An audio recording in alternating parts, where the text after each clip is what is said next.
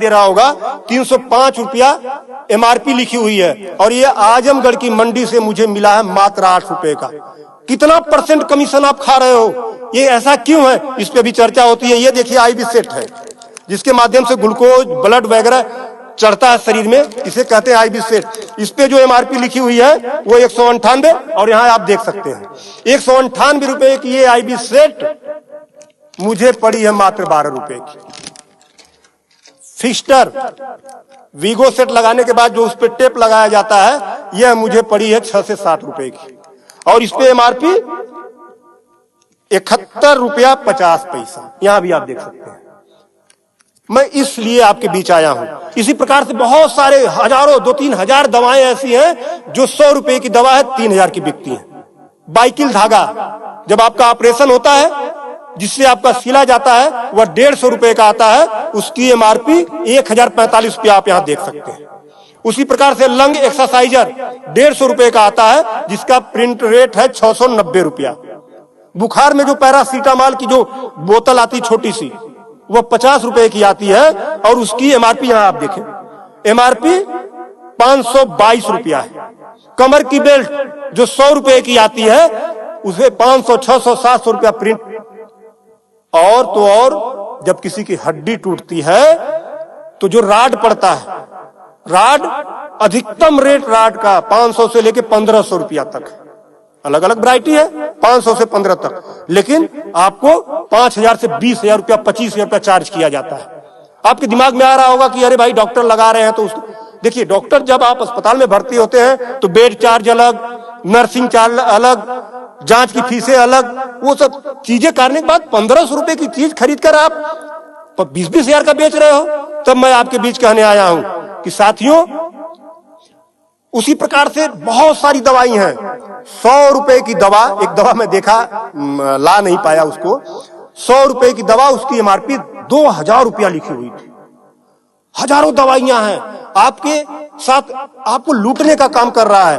मुद्दा ये नहीं है, मुद्दा ये नहीं है कि इस पे 305 का प्रिंट छपा हुआ है। मुद्दा ये है कि इसे छपने किसने दिया? जिसे हमने चुनकर भेजा, क्या वो दलाली खा रहा है, कमीशन खा रहा है? 8 रुपए की चीज 305 रुपए का प्रिंट वो छपने क्यों दे रहा है? ये चोरी से थोड़ा ना बिक रही है, खुलेआम बिक रही है। तो ये जिम्मेदारी सरकार की है। इसीलिए मैं कह रहा हूं कि आइए, और ये मुद्दा किसी सपा, भाजपा, कांग्रेस, किसी नेता का थोड़ा ना है, ये भारत के 140 करोड़ जनता से जुड़ा हुआ मुद्दा है।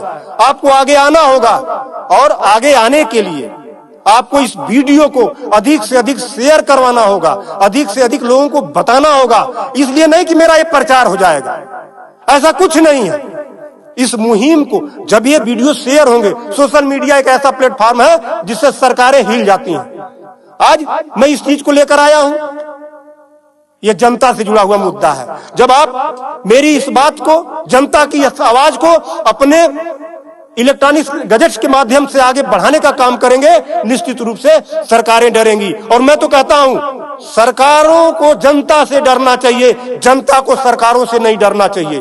तब मैं आपके बीच कहने आया हूं कि आइए मेरे इस मुहिम को आगे बढ़ाएं। कि बात 305 रुपए की नहीं है, बात उस गरीब की है, उस रिक्शा चालक की है जो दिन भर में 450 से लेकर 500 तक की मजदूरी पाता है। अगर उसकी तबीयत खराब हुई, वो बेहोश हो गया, उसके घर वाले किसी उसको अस्पताल लेकर जाते हैं, तो 305 रुपया वो अस्पताल केवल वीगो का चार्ज कर लेगा, फिक्स्टर का 71 रुपया चार्ज कर लेगा, और आईबी सेट का चार्ज कर लेगा। ये सब मिला के 600-700 रुपया हो गया। यानी उसकी 1.5 दिन की दिहाड़ी में अभी तो ग्लूकोज लगा ही नहीं, दवा कोई उसने खाया ही नहीं, बेड का चार्ज हमने बताया नहीं, अस्पताल का चार्ज हमने बताया नहीं। 1.5 दिन की दिहाड़ी उसकी केवल इस 3 आइटम से चली गई। आगे की दवा कहां से आएगी? तब उसका बाप खेत बेचेगा, उसकी बीबी गहना बेचेगी। इस तरह का लूट खसोट। और मैं तो कहता हूं, शर्म करो ऐसा करने वाले लोगों। 8 रुपए की चीज 305 की बेचते हो। आज आपके अस्पताल में अगर जो दाई है उसका वेतन 7,000 है, यानी प्रत्येक दिन 210 रुपया। अगर उसकी तबीयत खराब हुई, वो आप ही के अस्पताल में भर्ती होती है, तो उसकी 3 दिन की दिहाड़ी केवल इन 3 चीजों की लग जाती है। कुछ तो शर्म करो, कुछ तो सोचो। स्वास्थ्य, शिक्षा, सेवा का क्षेत्र है, लेकिन आपने इसे लूट का अड्डा बना दिया है। सरकारों के मिली भगत से ऐसा हो रहा है। तो मेरा निवेदन है आप लोगों से कि इस वीडियो को अधिक से अधिक शेयर करें ताकि